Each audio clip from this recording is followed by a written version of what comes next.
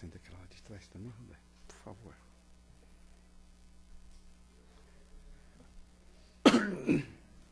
Ixi, tem mais gente chegando.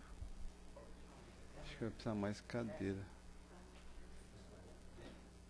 Débora, tem gente. Ô, Rô, tem cadeira aqui na frente, Rô. Rô, senta aqui na frente.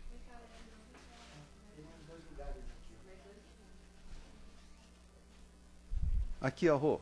Tem lugar, tem dois aqui. Dois juntos ali, ó. Dois juntos ali. Quer que traga uma cadeira para você aí? Não quer mesmo? Não? Tá bom.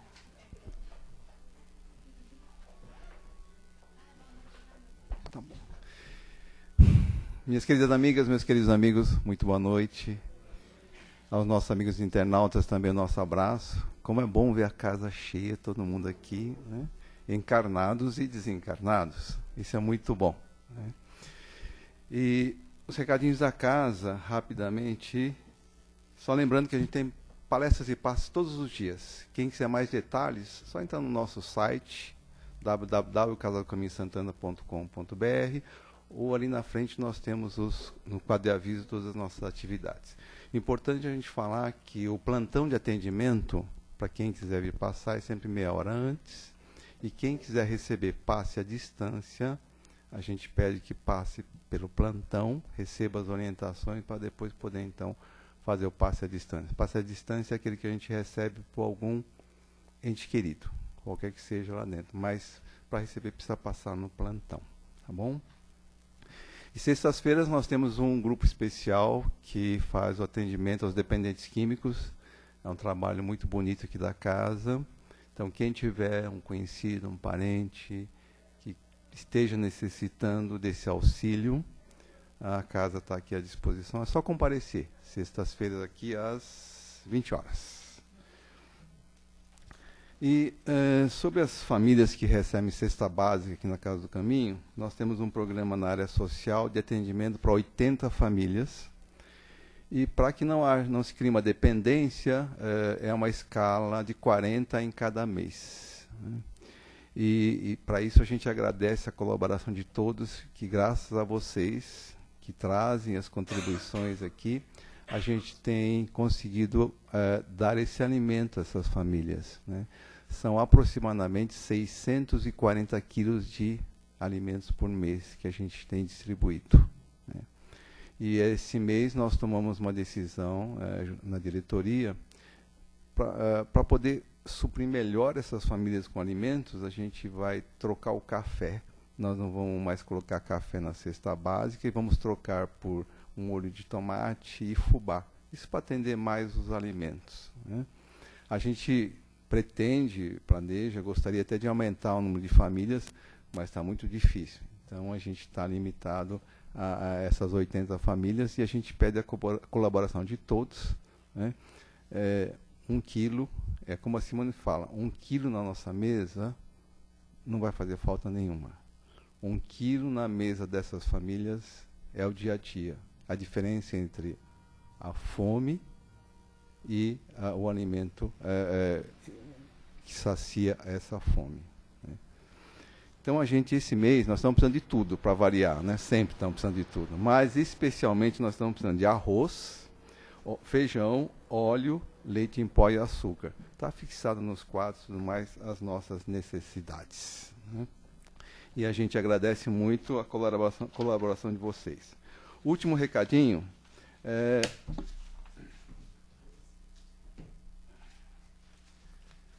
Acho que todos já conhecem, já ouviram falar aqui do COTIC, Centro Organizado de Tratamento Intensivo à Criança.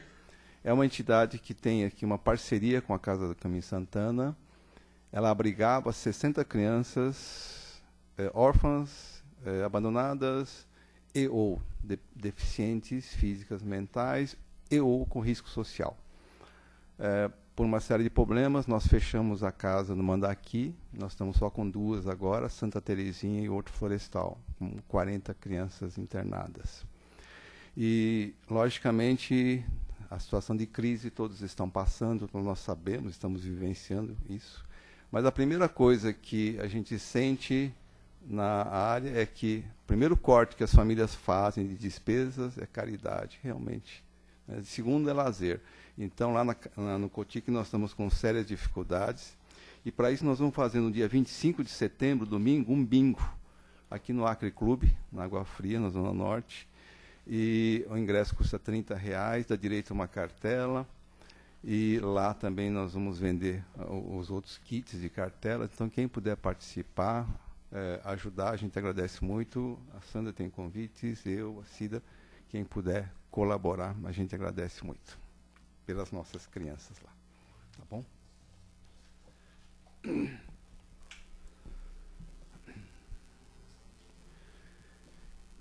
Minhas amigas, meus amigos, nesse instante, cerrando os nossos olhos, não como um ritual, mas sim como uma forma de podermos nos contatar melhor com todas as boas energias que os queridos amigos espirituais nos deixam aqui à nossa disposição. Amando do Pai, amando de Jesus, estamos aqui. Simplesmente precisamos recebê-los. E para isso, vamos aquietar os nossos corações, os nossos sentimentos, nos concentrarmos naquilo que viemos buscar, naquilo que precisamos, naquilo que viemos pedir. E sentir toda essa boa energia que nos envolve, que nos acolhe. Eles estão aqui à nossa volta. Podemos não vê-los, mas podemos sentir essa boa energia que eles emanam, que nos abraçam, que nos envolvem, com muito amor e carinho. E assim, mais tranquilos, receptivos, vamos ouvir a palestra que será dada hoje pela nossa querida amiga Simone. E é um tema que a Simone não gosta de falar, né? Pouco, é Ouvindo o Sermão do Monte, Evangelho por Emmanuel e Mateus. Seja bem-vindo.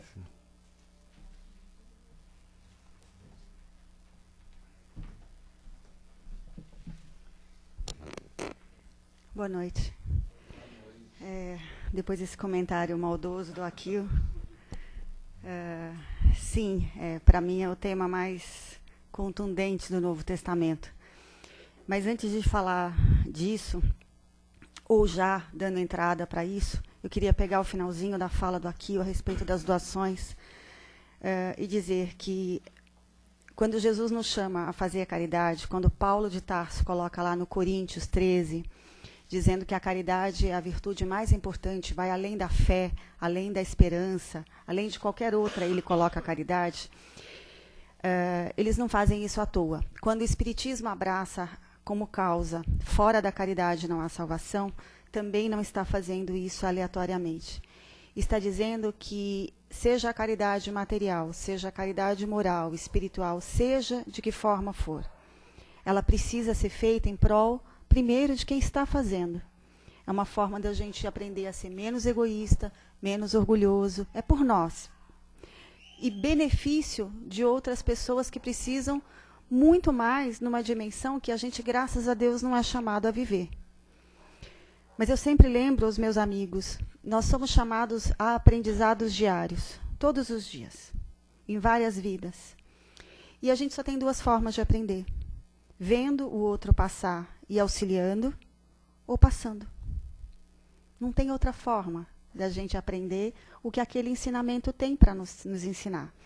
Então, enquanto a gente está na posição de poder auxiliar, vamos fazer direitinho para que a gente depois não seja chamado a vivenciar, porque o aprendizado precisa ser feito. E como aqui lembrou, as nossas famílias, como todas as outras famílias, as nossas de casa, nós comemos todos os dias. É um hábito, né? Terrível, a gente está tentando se livrar dele, mas não consegue e tal, é vício. Mas, gente, come todo dia. Então, assim como a gente gosta de ter o arrozinho, o feijãozinho em casa, eles também, muitas vezes, é só isso que tem. Então, eu queria reforçar o apelo do Akio, porque eu sei o quanto é difícil a gente conseguir alimentos para doar. e o quanto, na outra ponta, é maravilhoso ver o sorriso de quem recebe. Então, Jesus nos manda ser caridosos. Nós não estamos fazendo o ápice da caridade, que é o óbolo da viúva. Nós nem chegamos perto ainda. Nós estamos doando do excesso, do nosso excesso. E mesmo assim, da doa, entre doar o arroz e feijão, eu acho que eu vou até a esquina comprar qualquer coisa supérflua. Então, é um exercício, né? A gente estava... Todo esse preâmbulo tem muito a ver com a nossa palestra de hoje, que é as bem-aventuranças. Por que tem a ver? Todo mundo sabe, né? Jesus pronuncia uma sequência de ensinamentos que ficaram conhecidas, essa sequência ficou conhecida como bem-aventuranças.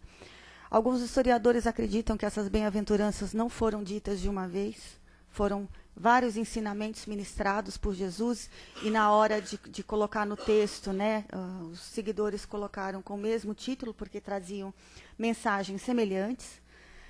E cada uma delas trazem ensinamentos assim de uma grandiosidade para o espírito. E todas elas passam por esse preâmbulo que a gente fez. Sem a caridade, nós não nos aproximamos do Pai. O roteiro para nos aproximarmos de Deus, Jesus deixou.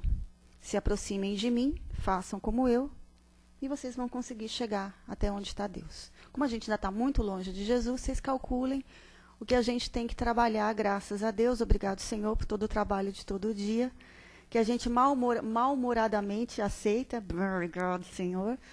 Mas obrigado, Senhor mesmo, aquele parente difícil, aquela criatura complicada, aquela situação que torna você mais forte, que torna você mais generoso, ou deveria, que é disso que a gente vai falar. Enfim, são 9 as bem-aventuranças. Tenho também certeza que todos vocês já leram as 9, já meditaram sobre as 9. Todos vocês sabem que essa... Eu estou falando um pouco assim, mas... porque eu sei mesmo que vocês já leram. Então, se eu estiver falando chovendo molhado, vocês avisam. As bem-aventuranças, elas são anúncios de virtudes que Jesus coloca para que a gente adquira. Sabiamente, ele dá num degrau. Cada uma delas é um degrau de ascensão, de aquisição de uma virtude em específico. Começa da mais simples e vai para a mais complicada. Eu nem vou falar qual é a mais simples, que é a primeiro degrauzinho, porque vocês vão falar igual os meus alunos falam. Se essa é a mais simples, é melhor a gente nem olhar para o resto do que vem depois. A primeira bem-aventurança é bem-aventurados os pobres de espírito. Lembrando sempre que pobres de espírito é aquela criatura que não tem orgulho dentro de si. Então, a primeira virtude que ele manda você adquirir para qualquer coisa funcionar, a mais fácil, é a humildade. Sem humildade, não tem como adquirir as demais. Porque sem a humildade a gente não caminha. Sem a humildade eu não fico inquieto com os meus defeitos e começo a corrigir e correr atrás. Esse é o primeiro degrau. E a última bem-aventurança, bem-aventurados sois vós, por serem perseguidos em meu nome, por serem caluniados em meu nome, é a mais difícil, é a fé. Cada uma delas representa uma conquista. Não quer dizer que eu tenha que adquirir toda a humildade para chegar na perseverança, na bondade, mas sem a primeira eu não alcanço os degraus das últimas. O Evangelho de Mateus consta dessas bem-aventuranças, assim como o Evangelho de Lucas. Os outros evangelhos não narram essas bem-aventuranças. E como conduta de aquisição de virtudes, as bem-aventuranças é um roteiro ético. É um roteiro que faz bem ao ser humano, porque com o ser humano bem, ele leva o bem. É uma conduta ética. A gente sempre lembra que Jesus, mais do que tudo, trouxe para nós um comportamento ético, né? Aquela maravilhosa frase, faça para o outro só aquilo que você gostaria de receber, já traz um comportamento assim próximo do que a gente deveria viver, para viver bem em sociedade, né? Para ter esse planeta modificado. E o texto de hoje fala da quinta bem-aventurança, que é bem-aventurados os aflitos, que está no Evangelho de Mateus. Eu já falei aqui algumas vezes, mas vale ressaltar. O Evangelho de Mateus foi comentado, como todos os outros livros do Novo Testamento, pelo Emmanuel, que era o mentor do Chico. E desse trabalho resultou uma compilação de textos, todos os textos que Emmanuel publicou sobre Mateus, sobre João, sobre Lucas, enfim. E agora, recentemente, saiu Atos dos Apóstolos, comentados por Emmanuel. E por que eu estou falando tudo isso? Porque o nosso texto é um texto do Emmanuel, comentando esta bem-aventurança em específico, que está em Mateus capítulo 5, versículo 4. E ele diz algumas coisas que a gente deveria começar a refletir. Ele diz o seguinte: todas as bem-aventuranças são mal interpretadas.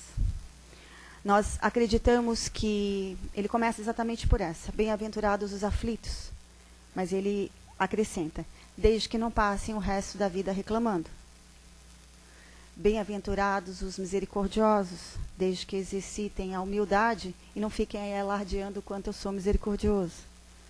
Bem-aventurados os que choram, porque serão consolados, desde que você não faça do seu choro um poço de revolta. Nós ainda não sabemos a noção do que é ser bem-aventurado.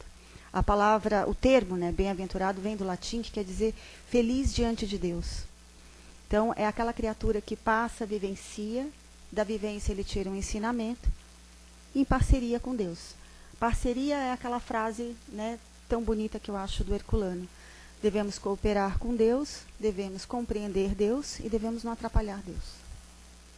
Então, quando ele coloca todas essas questões, ele está levantando que, para ser bem-aventurado, eu preciso ter essa felicidade, esse entendimento diante de Deus.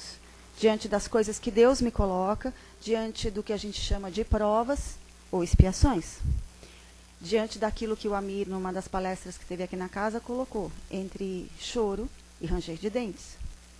Sabiamente, ele fez uma analogia que eu passo para vocês, que é provas e expiações são choro e ranger de dentes. O choro são as provas e o ranger de dentes as expiações. Então, de qualquer forma, para que nós vivenciemos as bem-aventuranças ou tenhamos as bem-aventuranças dentro de nós, a gente precisa efetivamente entender aquilo que está sendo colocado. Sobre a aflição, é uma das coisas que a gente mais tem dificuldade, porque as pessoas associaram, por esse, sem nenhum julgamento, mas enfim, cada doutrina apresenta de um jeito, e a Igreja Católica apresenta como a base do sofrimento. Bem-aventurados os aflitos, então aqueles que sofrem, vão herdar o reino dos céus. Serão consolados e herdarão o reino dos céus. Não é o sofrimento que salva, não, gente. Aliás, não salva nada, absolutamente nada, se eu não vivenciar o que está sendo colocado da melhor maneira possível. Se eu transformar a dor em sofrimento, se eu aumentar a minha carga, se eu aumentar a carga do outro, achando que o sofrimento vai salvar, eu estou contaminando todo o processo. Então, o que está em jogo aqui não é o que a gente sofre, ou padece, ou vivencia, mas o como. Como eu passo pelo problema? Como eu passo pela dor? Como eu passo pelo questionamento? Como eu passo pelos meus familiares difíceis? Lembrando sempre que a gente é sempre o mais fácil. Todo mundo é que dificulta a vida. Nosso primeiro degrauzinho lá da bem-aventuranças à humildade já começou a falhar aí. Lembrando sempre que se todos são difíceis e você é o mais fácil, significa que você é o mais inferior, né? Os outros é que estão um pouquinho acima. Então a gente tem que trabalhar o primeiro conceito. Então, como a gente não sabe o que é a aflição, a gente opta pelo sofrimento. Então eu acho que para ser salvo eu preciso sofrer. E aí Emmanuel tem uma frase que ele diz assim, na sequência desse texto: nós deveríamos viver como bem-aventurados que somos pelas aflições que temos. Mas, na verdade, nós vivemos como aflitos sem a bem-aventurança. Vivemos o sofrimento, vivemos a reclamação, vivemos a tristeza, a revolta, bem longe da felicidade do contato com Deus. Vivemos a aflição, mas não dentro da bem-aventurança. E ainda tem aquelas criaturas, eu acredito que, espero que ninguém aqui conheça, que adoram sofrer. Adoram probleminha. Você tirou o probleminha dessa pessoa, ela inventa outro. Tirou uma doença, ela põe outra. Tirou um dissabor, ela inventa outro. Essas criaturas ainda mais potencializando essa situação de sofrimento. Entendendo o sofrimento como uma passagem para algo melhor. E não é o que, é sempre o como. Não é a doação que eu faço do arroz que eu trago aqui. É o amor que eu ponho naquela doação. A espiritualidade fica acolhendo os alimentos, fluidificando muitas vezes, potencializando para que aquilo, sei lá, renda, encha a barriga, aproveitando a doação de cada um de vocês. O que vocês pensaram quando vocês pegaram o arroz? Ah, está sobrando na minha despensa, vai estragar, eu trago para casa do caminho. Ou eu comprei o arroz, nossa, vai ajudar, tomara que a família que coma se alimente bem. Não é o que nós fazemos com as bem-aventuranças que são colocadas na nossa vida, mas o como. Como eu passo? Como eu passo pela jornada, como eu passo pelas escolhas que eu faço. E reparem que eu estou fazendo sempre no singular. Porque, na verdade, eu não tenho acesso a Sandra, mas eu tenho acesso a mim. E toda a mudança que eu faço no meu caráter, no meu espírito, na minha conduta, modifica o meu relacionamento com ela. Então, reparem que eu não estou falando que a gente vai modificar outros, que as bem-aventuranças ou qualquer indicativo de Jesus fale de você modificar o outro. Ao contrário, ele fala: modifique você, cuide de você, renove você. Bata e a porta vai se abrir. Mas ô mania nossa de bater na porta errada. Ela abre do mesmo jeito, gente. A porta da revolta, a porta da ira, abre do mesmo jeito que a porta do amor, a porta da caridade. Então, se a gente puder bater na porta certa, ela vai abrir. Mas ele também alerta: eu vou buscar você onde você estiver. Não é isso que ele falou? Nenhuma ovelha que meu pai me confiou vai se perder. E ele deixa como roteiro pequenas coisas. Às vezes as pessoas me falam: mas, puxa, é tanta coisa que Jesus mandou fazer, eu não consigo fazer nem metade. Mas ele mandou fazer 2. Qual a metade que você não está conseguindo fazer? Metade do ame a Deus ou metade do ame ao próximo? Ele só mandou fazer as 2 coisas. Todo o resto, gente, são variações desses 2 mandamentos. A caridade, o perdão, a paciência. São virtudes que advêm desse amor que a gente desconhece ainda. E as bem-aventuranças vão apontando para qualidades que eu preciso desenvolver, desde que eu entenda a última, que é a fé. A fé significa que todo o percurso que eu for trilhando está na mão de Deus. E a parcela que não está na mão dele, que está na minha, foi gerado por mim. Então fecha a boca, para de reclamar. Foi gestado em parceria com você. E olha, muito mais, muito melhor do que a gente merece. Quando a gente encarna, às vezes as pessoas falam assim: nossa, mas eu devo ter sido terrível, porque a carga é grande. A carga não é nem metade do que a gente fez. É a misericórdia de Deus que atua, dizendo o tempo inteiro: faz um pouquinho, que eu te faço 100. Renova o teu coração um pouquinho, que eu te ajudo no resto. Mas a gente quer renovar? Não. A gente quer que todo o auxílio venha do alto, a gente quer entrar numa casa espírita e ter todo o problema resolvido. A gente acha que trabalhador vem aqui sorridente, não tem problema. Eu quero ser trabalhador, porque não tem problema. Eu acho que eu vou tomar o passe e vai tudo resolver lá fora, minha vida vai ficar cor-de-rosa. Nada muda, gente. Não é externo que vai mudar se não mudar o meu coração. O passe não adianta absolutamente nada se eu continuar na mesma frequência negativa, com os mesmos atos, os mesmos pensamentos. Por isso Jesus alerta para a primeira bem-aventurança. E ele avisa: se você não souber vivenciar a humildade, quando chegar na aflição, você vai estar com um problema grande. Porque o nosso egoísmo aponta para aquelas criaturas, para a gente ficar próximo daquelas criaturas que adoram ter um problema. E se não tem, inventa. São aquelas criaturas que a gente cuida na hora da vivência, doido para resolver o problema dela, porque a gente, ou como a gente é, outra coisa que é especialidade da casa, né? Nossa casa mental, é resolver o problema do outro. O nosso, mas o do outro, o menino é cirúrgico. Ele começa a te contar a história, você já tem toda a solução montadinha e bravo, como é que você não viu isso ainda? E conta para o fulano: olha, o problema do Silvio é isso, mas ele não está vendo. Então a gente brincava muito nas aulas assim, que quando a gente quer resolver o problema de alguém, a gente devia resolver como um aperto de mão. É só trocar o lugar da pessoa. Então, na hora de apertar a mão, a gente devia trocar o corpo. Vivenciar, aprender, estudar, cair como aquela outra pessoa, que é a sexta bem-aventurança. Nós precisamos entender todo o percurso que a criatura faz para conseguir essas virtudes.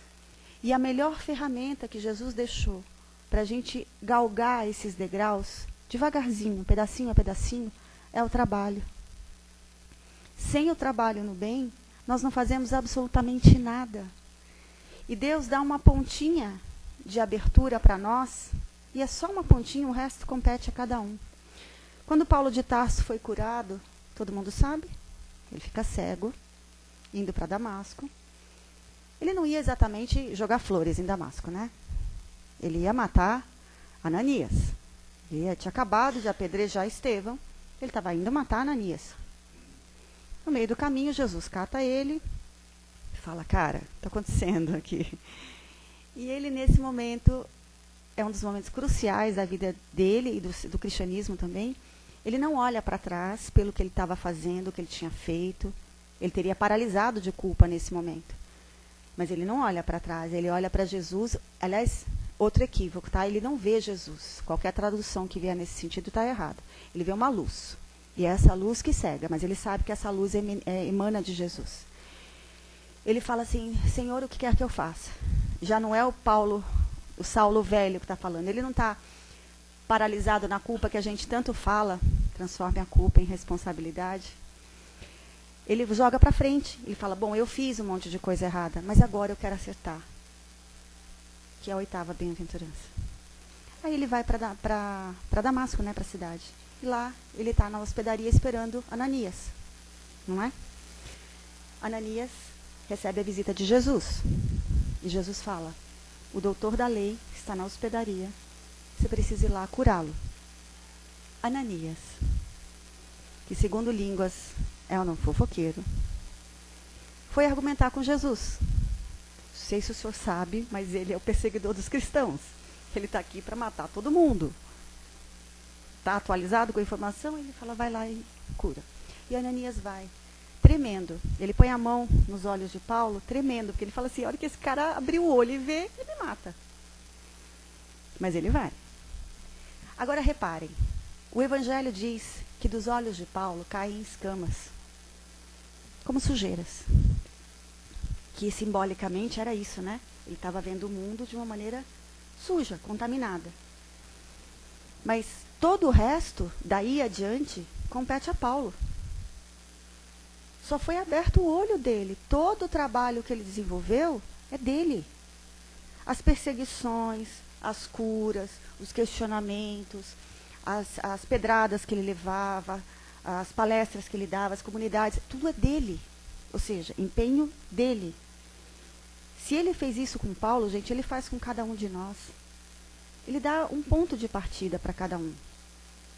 Um afago, uma solução, um momento de tranquilidade, mas para dali você trabalhar. Porque essa é a terceira bem-aventurança. E a gente tem uma noção muito difícil e muito estranha do que é tranquilidade e paz. A gente acha que a gente quer morrer para descansar em paz. A gente quer parar de trabalhar para poder aposentar, para não fazer nada. Como se isso fosse uma coisa a ser pleiteada. Não é não, gente. O ócio é uma coisa que a gente tem que fugir como o diabo da cruz. Mas fugir com gosto.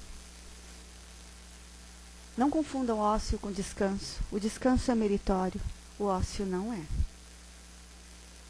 Em momento nenhum do Evangelho, se vocês observarem, vocês vão ver Jesus parado. E ainda tem um momento no Evangelho de João que ele diz assim, o meu Pai trabalha, ainda hoje, e eu também. Se Deus trabalha, cria, renova, se Jesus está trabalhando o tempo inteiro, bonito você ficar na cama, né? Profundo, né?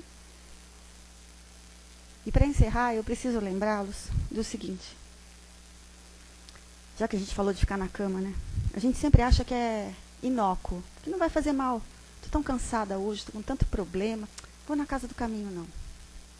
Tá, cheguei em casa, tomei banho, tão quentinho, enchi a barriga. Para que eu vou para casa do caminho? Vou depois, vou outro dia. Aí no trajeto da casa do caminho, a espiritualidade que ralou para conseguir isso, colocou assim uns 2 ou 3 irmãos no meio do caminho, no trajeto que você vinha a pé. Às vezes para você dar um bom dia, uma boa noite, às vezes para você dar uma palavra ou para você ouvir, às vezes para você dar um socorro material, às vezes para um abraço, enfim, ele sai distribuindo, né? Esperando que você, bonitão, saia de casa para fazer esses pequenos gestos de caridade. Você saiu de casa? Não. Todas as consequências, mas que adviriam desse gesto bom que você não fez, é coautoria sua. Isso é uma frase do Emmanuel também.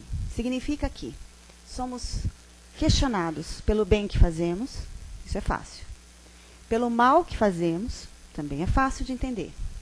Mas por todo mal que advir de um bem que eu não fiz. Se aquele meu bom dia queria iluminar aquela criatura, não foi dado. Ele chegar na esquina e começar a ofender a outra pessoa de baixo porque ele não recebeu aquela luz, e todo o desdobramento que isso tiver, hashtag tamo junto. Todo mundo junto. Não tem como. Então, a responsabilidade nossa é imensa. Como diz uma aluna minha, uma amiga minha, ela fala, é uma rede. A gente está ligado nessa rede o tempo inteiro. E a gente sempre acha que o que eu não faço não conta. Então, eu estava em casa, eu estava com um problema, que, aliás, vamos combinar, você ficou em casa por puro egoísmo, né? A maneira de sair do seu egoísmo é sair do seu problema, da sua comunidade, da comodidade, da sua zona de conforto e fazer alguma coisa. Depois a gente desencarna, como diz o meu amigo Carlos. Quem que encontra a gente do outro lado? A gente mesmo. E olha, a cara da gente do outro lado não é exatamente essa florzinha que a gente vê aqui. Porque aqui a gente finge, né? A gente usa máscaras, a gente sorri. Na casa espírita, então, é uma beleza. Só sorriso. Todo mundo ama todo mundo. Até a porta abrir. Então, vamos vivenciar as virtudes que o Cristo colocou, tendo como base o amor a si, o amor ao próximo, o amor a Deus. Vivenciando o aprendizado dessa felicidade perante Deus, que significa as bem-aventuranças, num comportamento individual, para que a gente todos os dias consiga ir para frente e parar de ficar só corrigindo. Parece que a gente passa a encarnação só corrigindo débitos. Parece que a gente não avança. E débitos funciona assim, gente. O erro funciona da seguinte forma. Eu reconheço o erro, não gosto do erro. Porque se eu posso reconhecer e gostar. Sou orgulhoso. Ah, eu gosto de ser orgulhoso. Se eu gostar, paramos no segundo ponto. O segundo ponto é, eu não gosto de ser orgulhoso, não gosto do que eu tenho. E o terceiro ponto é corrigir. Só que tudo isso são atitudes do passado. Vocês reparem, eu estou sempre voltada para o problema que eu causei, para a dor que eu gerei. Você nem começou a corrigir para frente. Então, vamos parar, né? Vamos dar um break nas coisas que a gente faz de errado para parar de ficar só corrigindo. O Emmanuel fala sempre, você está cansado de desistir? Perdão, você está cansado de recomeçar? Para de desistir. Porque toda vez que a gente para, por cansaço, por, o meu problema, você não sabe a minha dor, mas a sua não é nem metade da minha. Eu adoro quando as pessoas disputam dores, né? Assim, é 1 a 1. A goleada dependendo. Mas eu estou com um problema na vista. Mas você não sabe, o meu menina. Então, gente, a nossa conduta conta mais do que a gente imagina. Falar é bonito, né? Ler é maravilhoso. Mas se tudo isso não transformar o nosso espírito para melhor e não transformar a vida do nosso próximo para melhor, a gente passou a encarnação inteirinha sem aproveitar o benefício. E depois, para voltar, a gente implora. E aí nasce em locais difíceis, com pessoas mais difíceis, e ainda diz obrigado, Senhor, porque era o que tinha para o momento. Então, vamos aproveitar o que a gente tem agora em favor do próximo. A lei da sociedade, ela é implacável, gente. Se a gente não aprender auxiliando o outro, a gente vai estacionar por tempos dolorosos. Não é nem determinado, porque não tem, né? O mal não é eterno. Mas tempo indeterminado é o tempo que dura a sua rebeldia. Graças a Deus.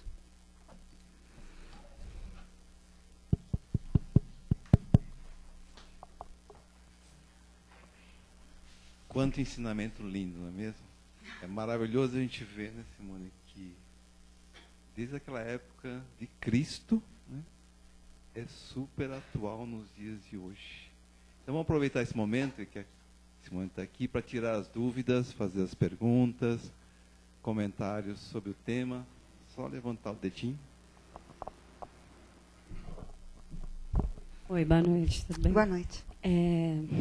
Eu só queria fazer um comentário, como ele disse, nisso tudo, que assim você falou das bem-aventuranças, né?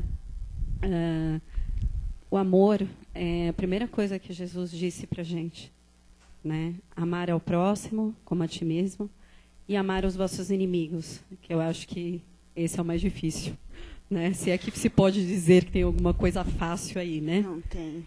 Queria dizer que tem, mas não tem.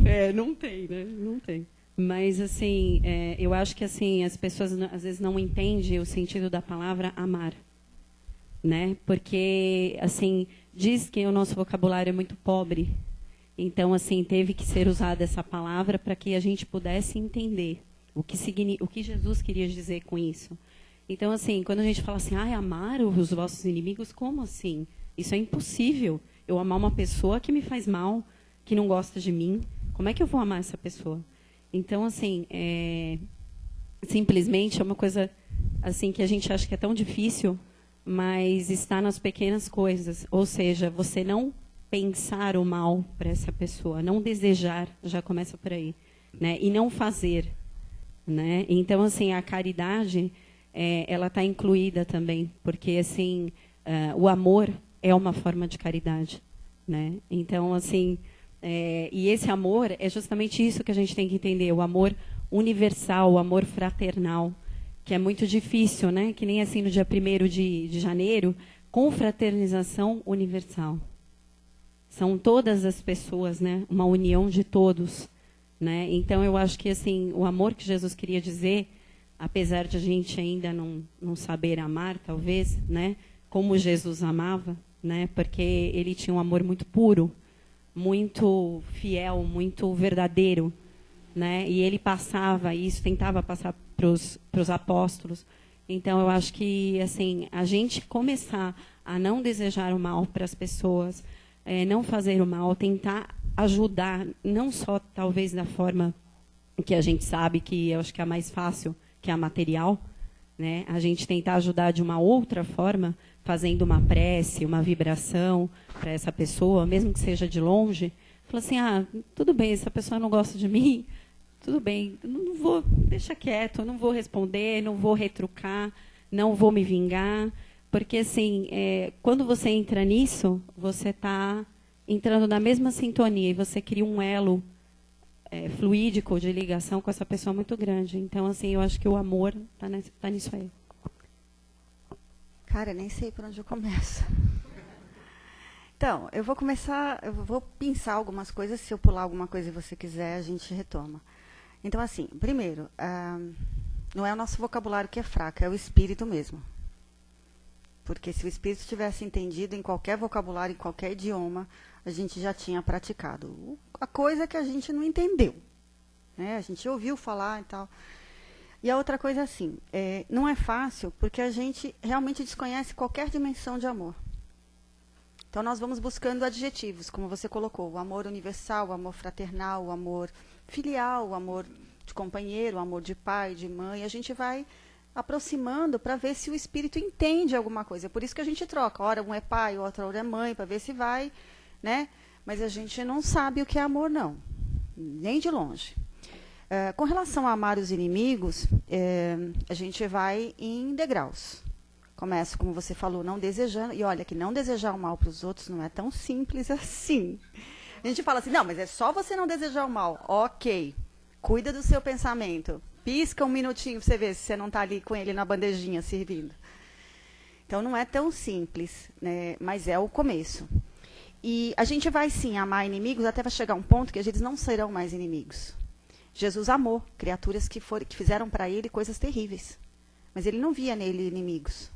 E ele amou incondicionalmente criaturas que, como diz a Terezinha de Oliveira e a Heloísa Pires fala isso aos baldes. Aquelas criaturas não, né? Nós, que estávamos lá, encarnados lá, fazendo as burradas lá, ele nos amou do mesmo jeito. Se hoje, reparem assim, se hoje essa é a nossa melhor encarnação, todos os espíritos falam, né, que a melhor encarnação nossa, em termos evolutivos, é a atual. A gente não regride, então sempre a atual é a melhor. Calcula o que a gente fez no passado. Se essa a gente está supra-sumo, imagina o que você fez na anterior, ou nas anteriores. Então, sim, não temos condição ainda dessa vivência, mas temos que tentar. Fica difícil, porque a gente não é fácil. A gente é que não é fácil, não é o trabalho. A gente que é complicado, ou a gentinha. Como diz uma amiga minha, a Lili, ela fala um negócio que é certo. Se fazer o bem faz bem, a gente sente bem, né, quando faz o bem, por que a gente não faz mais? Se você fizesse o bem e se sentisse mal, eu vou dizer, não, mas então não vou fazer. Mas faz bem para a alma. E a caridade, e aí eu encerro a tua resposta, eu espero ter respondido, assim, a caridade material é fundamental. Não é a única, mas é fundamental. É difícil você falar de amor, de perdão, de Jesus, de caridade, de outras vidas, da misericórdia de Deus, se o cara não come há 4 dias. É difícil você explicar para ele coisas transcendentais da alma se ele não consegue tomar um banho há uma semana. Então, muitas vezes, a nossa caridade maior está em detectar no outro a necessidade primeira. Depois você mostra. Aliás, se o seu primeiro gesto tocar o coração dele, você já ensinou 2 vezes. Você não precisou nem da palavra. O seu gesto já comunicou todo o amor que você queria colocar. Jesus te ama. Mas a minha barriga está com fome, meu filho está pedindo comida, minha casa desabou na última chuva. Está frio para você? Para mim está dobrado, porque o barraco está todo rachado. Então, a parte material, para nós, às vezes as pessoas falam, mas não é tão importante. Não é tão importante porque todo mundo aqui saiu de casa, tomou banho, comeu, tem uma casa para voltar, tem trabalho ou não. Está todo mundo kit com essa parte, não tá? Então, a gente acha que não é importante. Não é assim, gente, e muito. Não é a única. Para muitas pessoas, não é a prioritária. Aquelas pessoas que detêm condições financeiras boas, mas sofrem terrivelmente da alma, de solidão, de um afago, de uma companhia, enfim. Para essas, a gente detecta um outro tipo de caridade necessário. Por isso que Paulo de Tarso falava, todo mundo pode fazer. Ser caridoso está ao alcance de todo mundo. Você pode, inclusive, não ter religião nenhuma e ser caridoso. Você pode frequentar a Casa do Caminho 35 anos e ser uma bisca. Que lá fora você continua sendo aquela criaturinha não tão boa, que, como eu falo sempre, vai para um lugar não tão bom, porque as atitudes não foram boas. Não a palavra, não o pensamento, porque o pensamento eu não consigo ver o que o Silvio está pensando, mas as atitudes a gente vê. E Deus que vê pensamento e atitude, então, meu amigo, do outro lado a gente encontra com a gente mesmo. Respondi? Respondi? Mais alguém? Alguma pergunta? Algum outro comentário?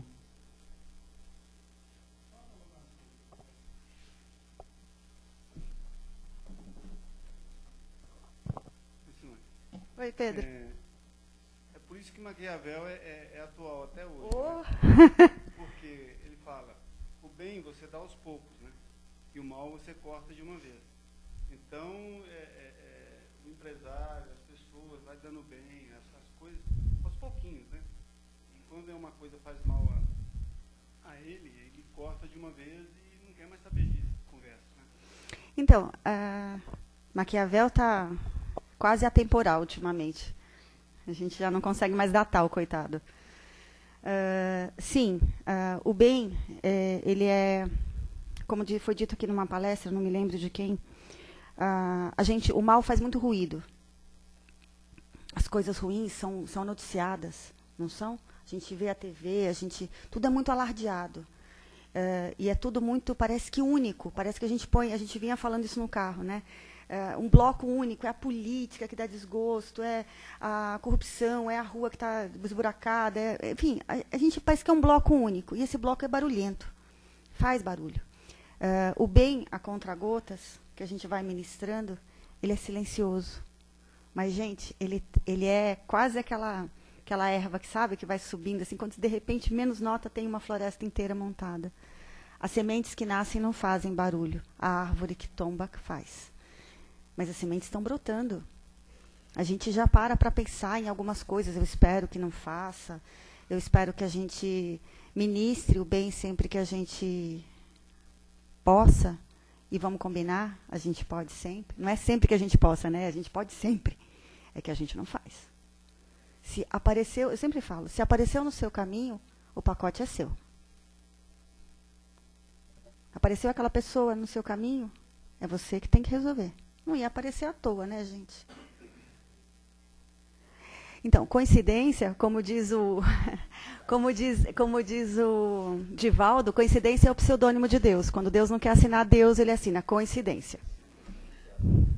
Então, não tem muito susto, não, gente. A gente tem aprendizados a realizar, e esse aprendizado é olho no olho, é olhando o outro e sendo olhado por ele. Não tem outro recurso. Pedrão, respondi?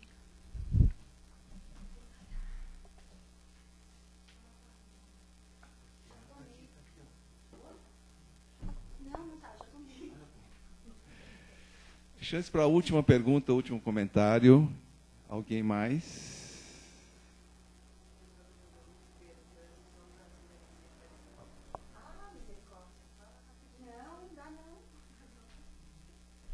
A gente cria a irmã para isso, né? A gente educa, alimenta para ela fazer isso. Nunca sai do jeito que a gente quer. Não, eles sabem, todo mundo sabe, né? Bonitinho, todas as bem-aventuranças. Mas, assim, não dá para colocar. São 9, e elas são muito extensas e muito interligadas. O que eu queria lembrar sobre as bem-aventuranças é assim, guardem a primeira e guardem a última.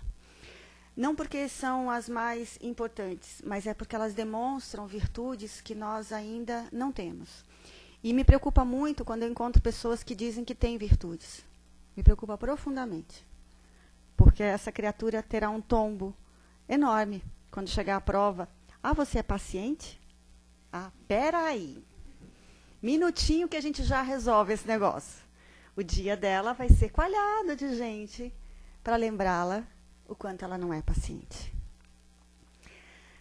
Como disse o Amir na palestra da semana passada, ele disse o seguinte: há mais choro neste planeta por preces atendidas do que por preces recusadas. Isso é verdade. Você pediu a Deus, Senhor, hoje eu quero ser paciente. Foi uma prece, não foi? Menino, no final do dia você está chorando. Porque a paciência não cai no seu colinho com um pacotinho pronto. Para Silvio com carinho de Deus. Não rola, gente. Então, caridade. Pare, Edivaldo, com carinho, coração. Não vai. Ele vai te dar todos os recursos, ou seja, ele vai te dar trabalho, para que você construa como Paulo. Ele só abriu a visão de Paulo. Só. Todo o resto, dali até o desencarne de Paulo, foi conquista de Paulo. Então, a primeira bem-aventurança, a conquista da humildade, os pobres de espírito. E a última, a conquista da fé. Bem-aventurados todos aqueles que sofrem perseguição, calúnia e mentiras em meu nome. E vamos acertar, a gente não está sofrendo nada em nome de Jesus, hein? A gente nem chegou aí. Então, vamos parar de achar que a gente é eleito, né? Porque assim, a gente não está sofrendo nada perto de Jesus. Se vamos pensar em termos de colocação, vamos pensar em Bezerra de Menezes, que fez agora, né, aniversário, ontem. Eu costumo falar que Bezerra de Menezes abriu a picada na floresta. O Chico veio e asfaltou. E a gente está caminhando na estrada asfaltada, iluminada, e reclamando.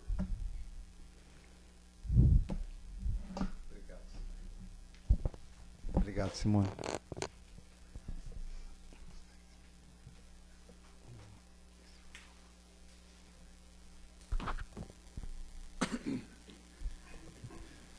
Minhas amigas, meus amigos,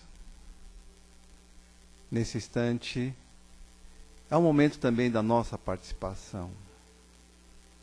A participação de doação, uma retribuição que fazemos ao Pai de tudo que estamos recebendo. Vamos, nesse instante, nos concentrar para as nossas vibrações. simbolicamente, é como se nós nos dessemos as mãos. Uma roda linda, só que juntamente com os nossos queridos amigos espirituais que estão aqui também. E todos juntos, uma mesma sintonia, emanarmos as nossas melhores energias. Façamos as nossas vibrações, em primeiro lugar, por esse nosso planeta Terra,